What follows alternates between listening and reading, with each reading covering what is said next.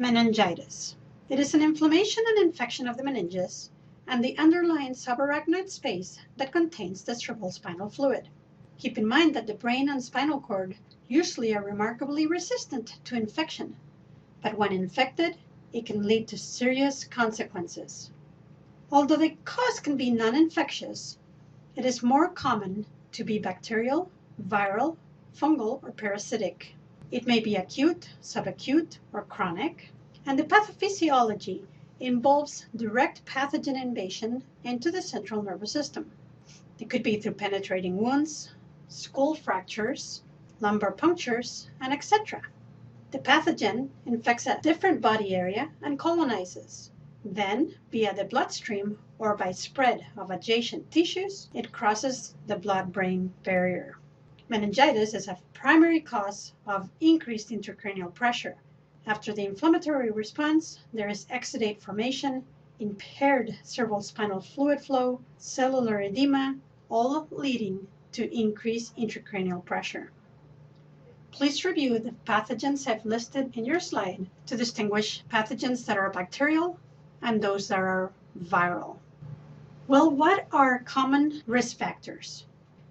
Living in close contact, otherwise crowded conditions. Head trauma, remember basal skull fractures and dural tears? Neurosurgery, immunocompromise, so patients also that use drug use, and the presence of infection, such as an otitis media, mastoiditis, sinusitis, or dental abscess. Manifestations for bacterial meningitis are as follows: altered level of consciousness, feeling malaise, restlessness, irritability, severe headache, signs of meningeal irritation, like a stiff neck, not just feeling stiff, fever, and remember the immune system is fighting this, so chills, and in addition, nausea, vomiting, photophobia, diplopia, seizures, and signs of increased intracranial pressure. The symptoms may extend into the back, going down the spinal cord, and abdominal pain. There is a common pinpoint hemorrhagic rash that can occur with meningococcal meningitis. For viral meningitis, the symptoms are similar but milder than bacterial. There can be mild flu-like illness prior to the onset.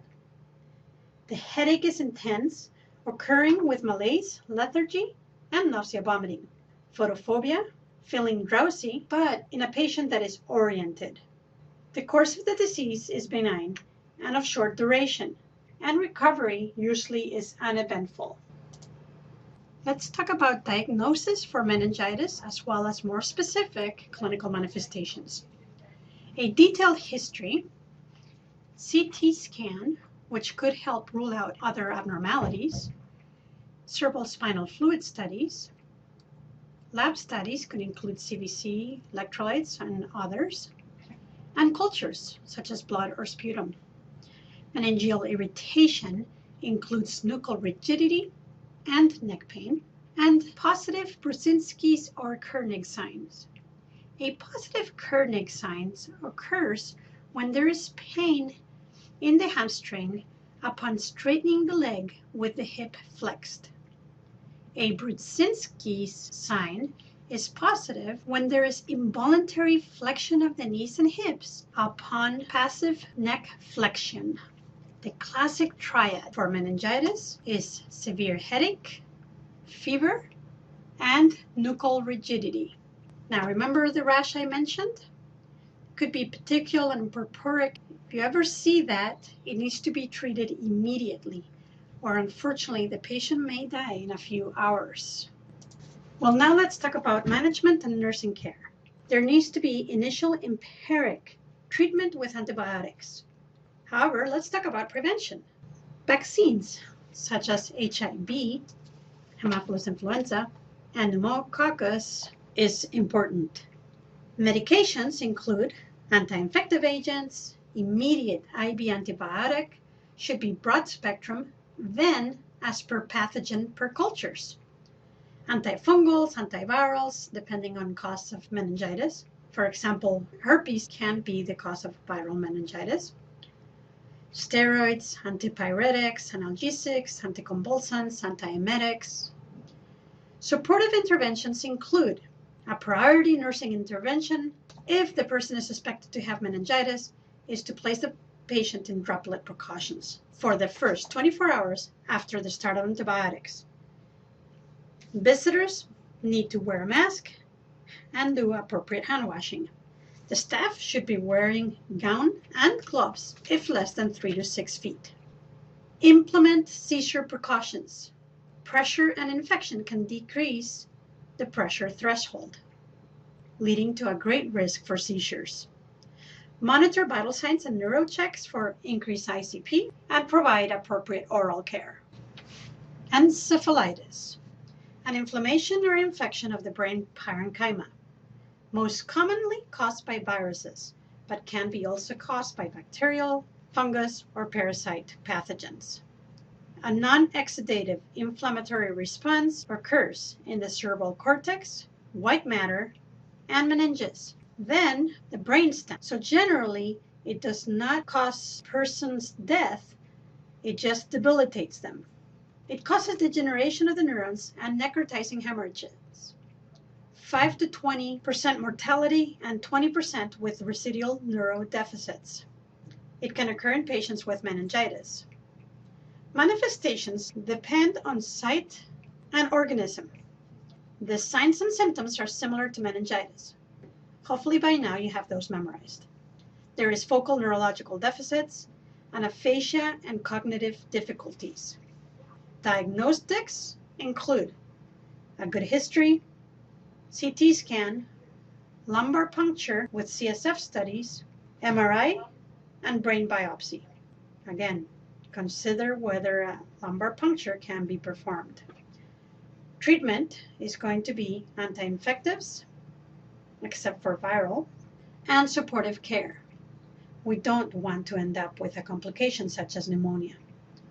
Seizure management and precautions, so medications for seizures, analgesics, antipyretics, plus or minus steroid use, careful monitoring for ICP, and patient and family support. This condition, just like meningitis, can be devastating. A brain abscess is a collection of pus within the brain tissue. It may look like a tumor or blood. It may or may not be encapsulated, producing a space-occupying lesion. It can be an infection. Symptoms include fever, chills, malaise, headaches, seizures, altered level of consciousness, changes in heart rate and respirations. It can be related to the location as it grows, so it could produce contralateral hemiparesis or expressive aphasia. Medical management includes antibiotics, as most brain abscesses are bacterial, and surgery to drain the abscess. Nursing management includes care of the patient with altered level of consciousness. So safety is very important. Medication administration and good assessments for and prevention and treatment of increased ICP. Frequent assessments of neurological findings. We're going to talk about rabies. Rabies is an infection of the central nervous system caused by a rabovirus. It is transmitted by infected saliva. It enters through a bite or an open wound. The virus spreads from the wound to the local muscle cells and invades the peripheral nerves to the central nervous system. What are some sources of rabovirus? Dogs, wild animals such as bats. Incubation is 3 days to 7 weeks. Clinical manifestations include those for a prodromal phase or stage and those for the excitement stage. During the prodromal stage, there is a painful wound, paresthesias, anxiety and irritability, general signs of infection. There can be photo and phonosensitivity, and skin temperature changes. During the excitement stage, there's a period of excitement versus quiet. There is laryngospasm, hydrophobia, thick tenacious mucus, convulsions, muscle spasms, and apnea. Sadly, death due to respiratory failure can occur within 7 days. Remember, rabies can be fatal if untreated. So after exposure, treatment is going to include immediate gentle irrigation and cleansing of the wound, rabies immune globulin, RIG antibody, which can be administered intramuscularly or through wound infiltration, inactivated human diploid cell vaccine, HDCV, administered IM on day 1, 3, 7, 14, and 28. The blood is tested for rabies antibodies. The animal is held under observation for 7 to 10 days. Sick animals are euthanized and their brains examined. Treatment of the patient with rabies require intensive care treatment, a quiet, darkened room, maintaining airway and oxygenation, control of seizures or prevention of seizures, and health promotion includes vaccination of pets, avoiding wild animals, especially those that appear ill, and follow-up care for any animal bite. I believe you guys are familiar with Ray's syndrome, but we're going to briefly cover it. Ray's syndrome is characterized by swelling of the brain and liver. Usually it's an unknown cause, but known is that it is related to aspirin use with viral illnesses in children and adolescents. Manifestations include those symptoms of increased intracranial pressure. Patients can be sleepy, lethargic, confused, and they can have loss of consciousness, vomiting, altered behavior, weakness and paralysis, and seizure. Prevention is accomplished by avoiding aspirin-containing products in persons 18 years or younger during their viral illnesses. Treatment is supportive and symptomatic management.